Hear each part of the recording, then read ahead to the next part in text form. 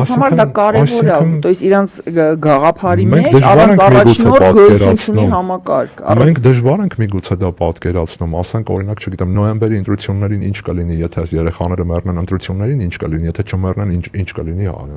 ինչ տարօրինակ խոսույթ է ընդհանրապես, էլի։ Ես մի փոքր, այսպես ասած, խտացված եմ ներկայացնում, ասենք, չգիտեմ, անհասկանալի խոսույթ է։ Բոլոր պարագաներում դա անընդունելի բան է, չէ՞։ Ինչ է նշանակում անում է երեխաների, անընդունելի բան է, ով էլ անի դա անընդունելու բան է եւ որևէ արդարացում չունի։